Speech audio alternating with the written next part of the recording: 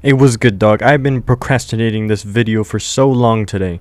I've been very busy this whole afternoon, just, cleaning out the car I'm supposed to drive to and from school because I recently got my permit and stuff. Then I had to move a desk out of my parents' office to give to some Mormon. Then I had to cut up a bunch of wood that was laying around because we have to use it for various things in that exact office we moved that desk out of. I got to use this really cool drill as well. I felt like Doom Guy for a little bit. It was really cool. It was like a gun, they had the trigger and it was like, yeah.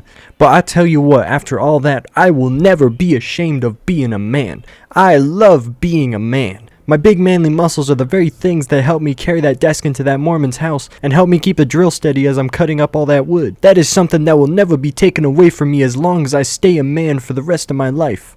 And I found out just yesterday as I was buying all that wood at Home Depot, I am apparently very close-minded because I saw 3 female employees and all 3 of them were Hispanic. I think that's very interesting.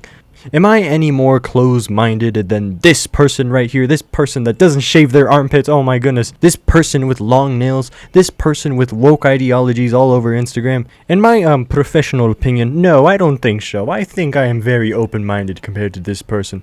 Now you may be thinking, what gives? Usually I start out my videos with a calm and concise and clear kind of intro to drag you in, but this time around it's very messy and it's very ranty, you know what I'm saying? Well, that's because that is exactly my intention today. I'm able to go from talking about IShowSpeed to the Wednesday show on Netflix and then to talking about woke people on Instagram. Why? Because I can. Now this account, Matt the 14th, it's either that or Matt Ziv. I don't know I'm calling you Matt the 14th. This is a man that likes men and also long nails. And he is a very big advocate for LGBT schmex education for children. And I tell you what, we will not have that here in our little neighborhood. This fine establishment that we have built from the ground up for our children to have a safe place to live and learn their good religious family values. We will not let you take control of our children and turn them into the very things that we do not want them to turn into because we have issues with your morality. So to start ourselves off, let's look at this little post here. If you'd rather see your kid holding a gun than a pride flag, your concern has never been about protecting children. A video has gone viral of a dad training his 5-year-old son to shoot and reload a gun. Oh my goodness, look at that poopy. That child is not being safe whatsoever. That child... Okay, I'm kidding. Now, to be honest with you, mate, I don't see any problem with this video. That child is clearly capable of manhandling a gun. I think the only way that these parents could possibly be unsafe with their guns around their kids is if they leave all their guns loaded in the living room for the kids to just pick up randomly and mess around with, you know what I'm saying? Because then that would be irresponsible parenting. People buy and shoot guns for the sport, not because they want to kill people. I know many people that are into the sport of shooting guns, and the most they have ever done in terms of killing things is like deer. And the morality behind killing animals is a whole other discussion, but let's move on. Earlier this month, a 6-year-old student in Virginia shot his teacher. The student was in 1st grade. Authorities have stated that this was not an accidental shooting. Americans, how could this happen? American parents. Conservatives, let kids be kids. Conservatives.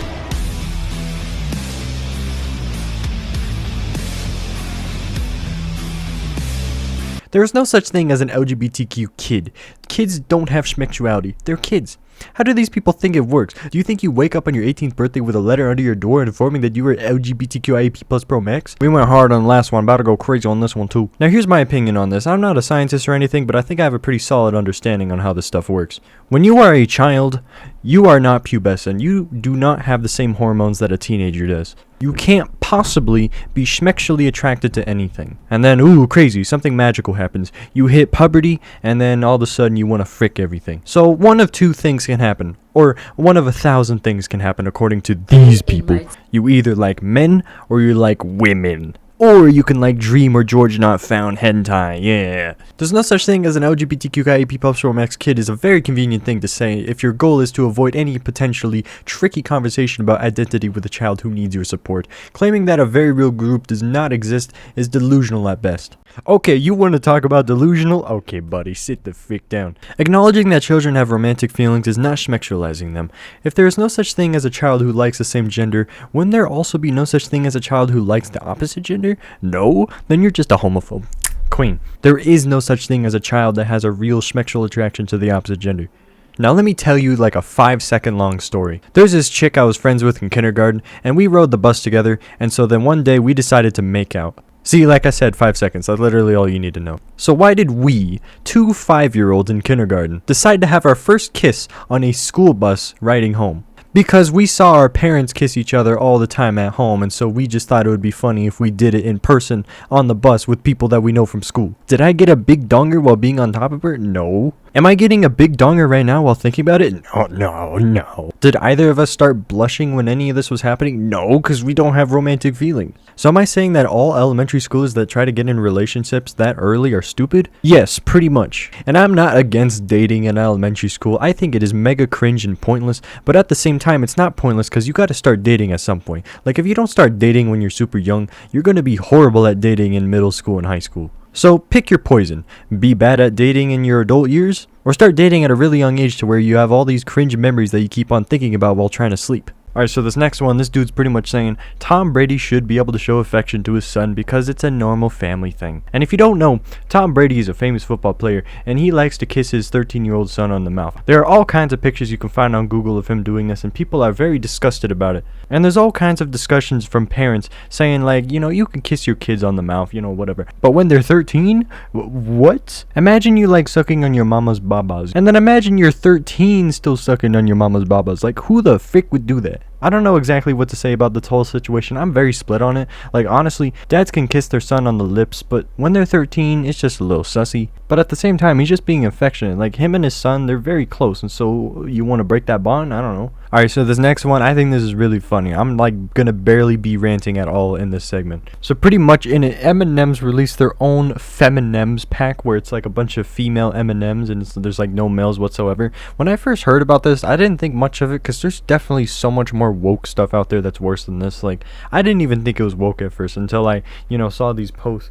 And I realized, oh, there's actually political debates about this. Oh, that's interesting. Wow. Because Mr. Tucker Carlson on Fox News started commenting about this whole thing and saying that the purple M&M might be a plus-size non-binary M&M. Like a fat, non-conforming M&M. That's crazy. And I'm like, there's no way we're having debates about this stuff. This is hilarious. And then there's all this stuff about M&Ms. I don't know. It's all boring. Just a lot of reading. You see, I don't care if M&Ms make an all-female pack. At the bottom line, what are you getting when you buy these M&Ms? You're getting candy, alright? And so I assume these Feminems are like different flavors with each color. Like, that's always how it's worked. So, like, how about this? You can just ignore the fact that it's all the female M&Ms, I think you'll live. But the purple M&M, on the other hand, that's what got my attention. If M&M's is actually trying to birth a non-binary purple M&M, that's crazy. That's when I think there's clear virtue signaling.